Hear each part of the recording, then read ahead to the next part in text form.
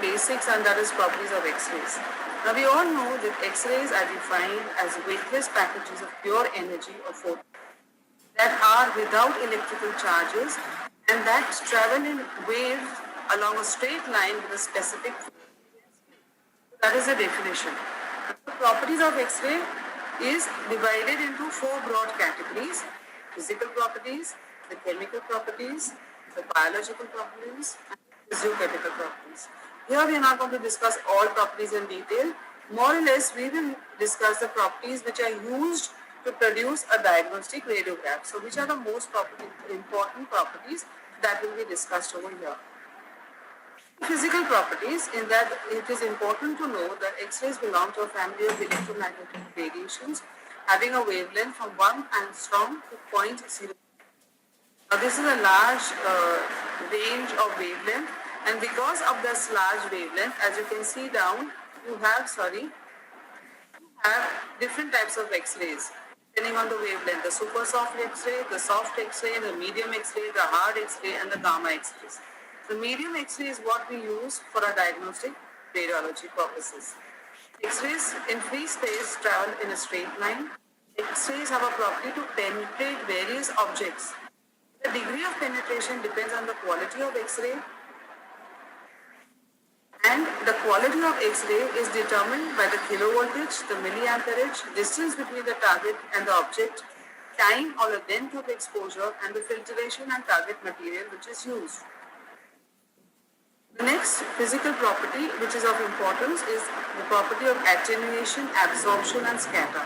Now, what do you mean by attenuation?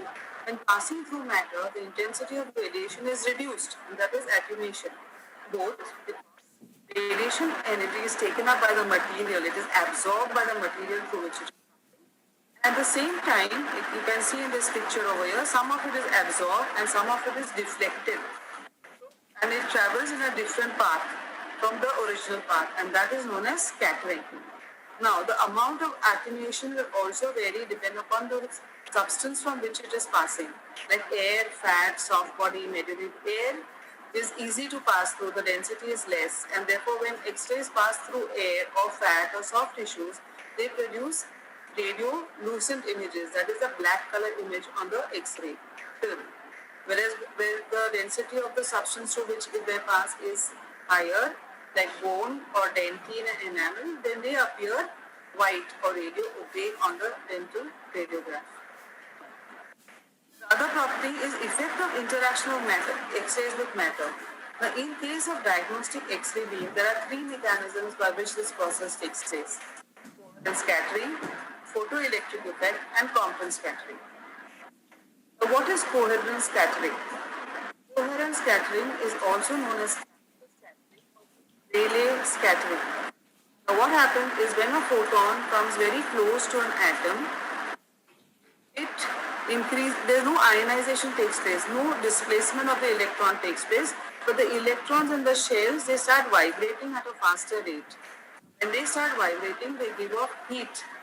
Okay, and then the incident photon which excited this or brought about the vibration loses its energy and starts moving in a different direction.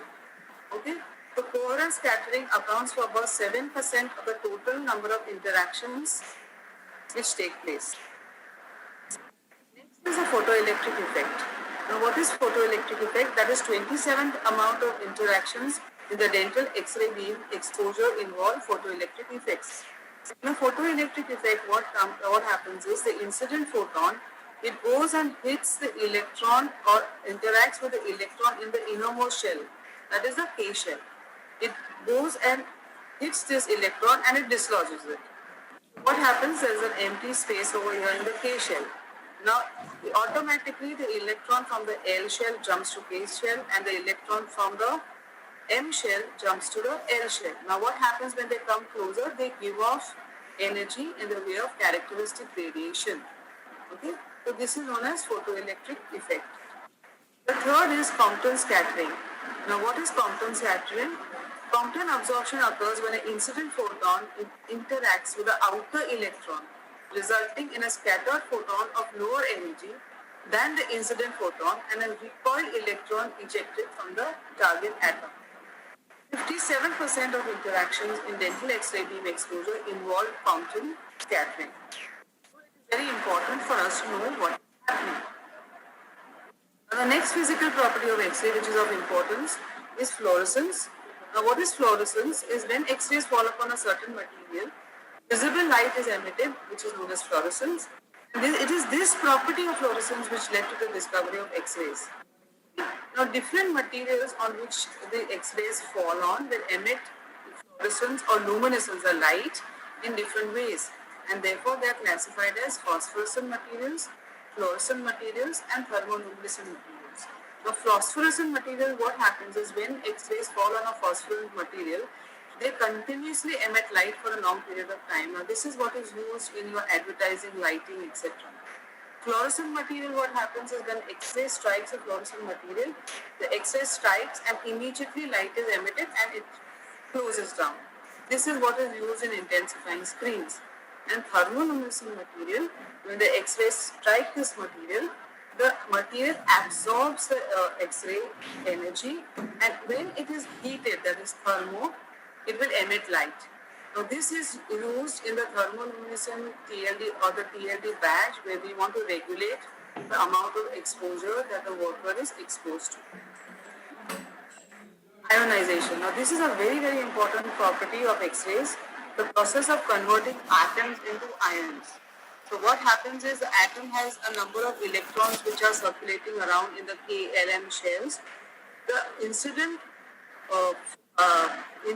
electron, what happens is it goes and dislodges this electron, and the atom, which was a neutral because you have equal number of protons and electrons, the electron is ejected and this becomes a positive ion. So now you have a positive and a negative ion. You have a positive and a negative ion which is created. Now in this state it becomes excited, and it is in this stage that it becomes more chemically reactive, and biological damages or changes in the body also take place because of this particular property. We come to chemical properties. In chemical properties, X-rays induce color changes of several substances and solutions. X-rays bring about chemical changes in solutions. Especially what is important is X-rays produce highly active radical hydroxide in water.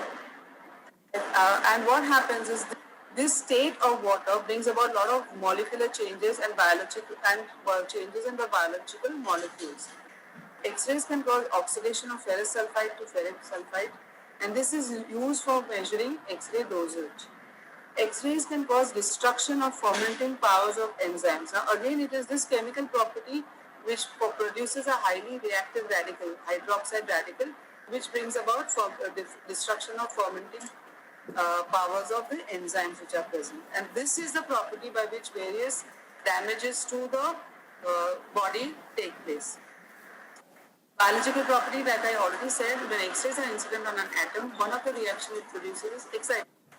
And these states of excitation in biological materials enable it to take part in a chemical process into which in the normal state it would not enter. This is an important cause of biological damage produced by radiation. Okay? Now these damages which are caused or changes which are caused are generally divided into two: somatic effect and genetic effect.